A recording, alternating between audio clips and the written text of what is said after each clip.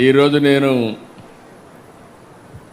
రంపచోడవరానికి వచ్చినప్పుడు కొత్తగా జిల్లా ఏర్పాటు అయిన తర్వాత మొట్టమొదటిసారిగా వచ్చా. మీ ఉత్సాహం చూస్తూ ఉంటే నా ఆనందానికి ఎలాంటి అద్దులే లేవని మరొక్కసారి మీ అందరికీ తెలియజేస్తున్నా. One of the best programme.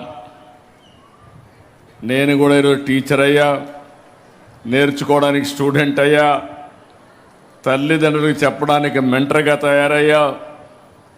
ఈ వినూత్నమైన అనుభవాలు నేను అందరినీ ఒకటి అడుగుతున్నా. ఇక్కడ అందరూ తల్లిదండ్రులు ఉన్నారు, అందరి దగ్గర ఫోన్లు ఉన్నాయి, మెసేజ్లు కూడా పంపిస్తున్నాం. తల్లిదండ్రులు ఇద్దరిని అడుగుతున్నా. నేను తల్లుల్ని అడిగితే తండ్రులు తప్పించుకుంటున్నారు బాధ్యత తీసుకోకుండా. పిల్లలు పెంచే బాధ్యత తల్లిది, తండ్రిది. ఇంట్లో పని కానీ, వంటింట్లో పని కానీ, లేకపోతే పిల్లల పెంపకం కానీ ఇద్దరూ సమానంగా చూసుకోవాల్సిన అవసరం ఉంది. ఇక్కడుండే వాళ్ళల్లో తల్లులు ఒకసారి చేతుల పైకి ఎత్తండి. తల్లులందరూ ఓకే, చేతులు దించండి. ఇప్పుడు తండ్రులు చేతుల పైకి ఎత్తండి. తక్కువ ఉన్నారు మీరు, బాధ్యత తీసుకోవడం లేదు. ఇంకొకసారి నేను వచ్చినప్పుడు కానీ మీరు మీటింగ్కి రాకపోతే, మీ పిల్లల మీటింగ్కి రాకపోతే ఆ రోజు చెప్తున్నా, తప్పకుండా మీకు ఫైన్ వేయాల్సి వస్తుంది, పనిష్మెంట్ ఇవ్వాల్సి వస్తుంది. గుర్తుపెట్టుకోమని తండ్రులందరికీ విజ్ఞప్తి చేస్తున్నా. ఇక్కడే ఎస్టీ కమిషన్ చైర్మన్ కూడా భోజిరెడ్డి గారు కూడా ఉన్నారు. భోజిరెడ్డి గారిని మనస్ఫూర్తిగా అభినందనలు. ఏమమ్మా, అందరూ బాగున్నారు కదా? హ్యాపీగా ఉన్నారా? అందరికి ఫోన్లు ఉన్నాయా? అందరూ చెక్ చేసుకున్నారా? ఎంతమంది పిల్లలుంటే అంతమందికి డబ్బులు పడ్డాయా లేదా అని అడుగుతున్నా. పడ్డాయంటే గట్టిగా చప్పట్లు కూడా రంపచోడవరం మొత్తం వినపడాలి.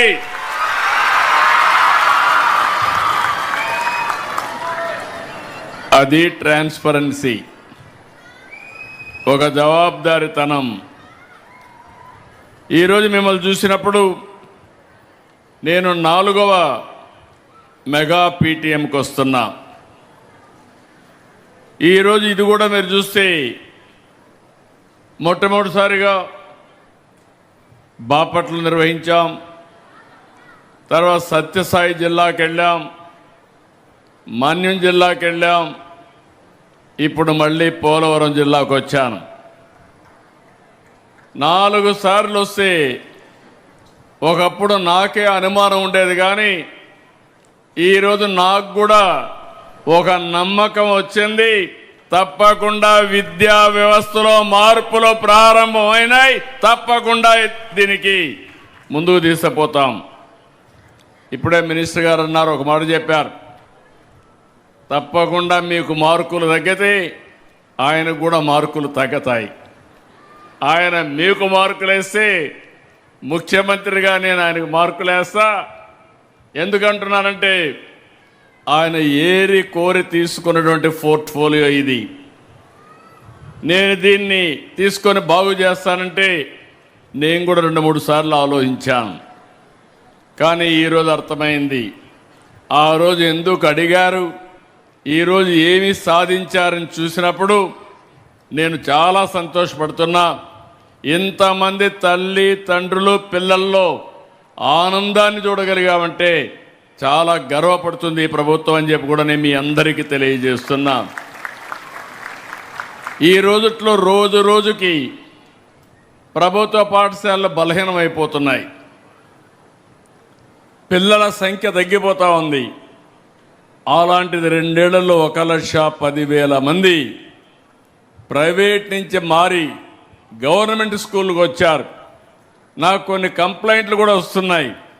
మీరు వచ్చేస్తామంటే ప్రైవేట్ స్కూల్స్ టీసీలు ఇవ్వకుండా అడ్డుపడే పరిస్థితికి వచ్చారంటే అది ఈరోజు ప్రభుత్వ స్కూల్స్ యొక్క సత్తా సమర్థతని మరొక్కసారి మీ అందరికీ విజ్ఞప్తి చేస్తున్నా. ఈ ఏజెన్సీ ఏరియా స్వచ్ఛమైన వాతావరణం, స్వచ్ఛమైన మనుషులు, పిల్లలు మట్టిలో మాణిక్యాలు. అవకాశాలు ఇస్తే అద్భుతాలు సృష్టిస్తారు. చదువు మన జీవితాలను మారుస్తుంది. మన రాష్ట్రపతి ద్రౌపది ముర్ము గారి దీనికి నిదర్శనం. దేశానికి గర్వకారణం, మనందరికీ స్ఫూర్తిదాయకం. నేను అందుకే మిమ్మల్ని అందరినీ కోరుతున్నాను. చాలామందికి అనుమానం ఉండేది, తల్లికి వందనం ఇవ్వగలుగుతామా, ఇస్తే లాభం ఏంటని. ఈరోజు మీరు ఒక్కసారి చూస్తే ఈరోజు కార్యక్రమంలో చాలా ఇబ్బందులు ఉన్నాయి. డబ్బులుండిగా ఇవ్వడం, మనసుండి ఇస్తున్నాం. నేను ఒక పర్పస్ కోసం కూడా ఆలోచించాను. అందరం ఆస్తులు ఒకప్పుడు నేను చెప్పేవాడిని. 95, 96లో మీరు పిల్లల్ని బాగా చదివించండి, మీరు పిల్లల్ని చదివిస్తే వాళ్ళు మీరు సంపాదించేదానికంటే 100 రెట్లకు సంపాదించే తెలివితేటలు వస్తాయని ఈరోజు మీ అందరికీ చెప్తున్నాను.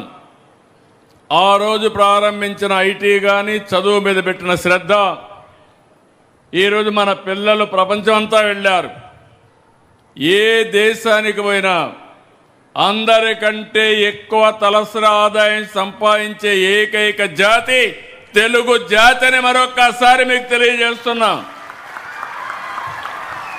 మీరు అమెరికాకి వెళ్ళండి, ఆస్ట్రేలియాకి వెళ్ళండి, ఆఫ్రికాకి వెళ్ళండి, ఎక్కడైనా మన పిల్లలే కనపడొస్తారు.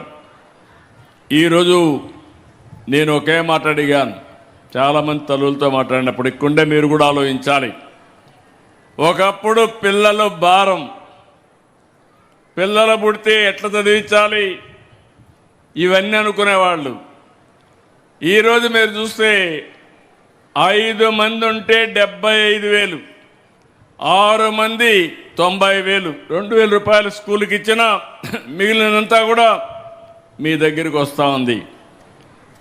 ఏ తల్లికైతే పిల్లలు ఎక్కువ ఉంటారో ఆ తల్లి అకౌంట్లో 13,000 రూపాయలు పడుతుందంటే మీ సంపాదన కంటే ఇది ఎక్కువ అవునా కాదా అని మిమ్మల్ని అడుగుతున్నా. ఏంటి పిల్లలు, మీరు కూడా మీ తల్లులకి డబ్బులు సంపాదించే పరిస్థితికి వచ్చారు.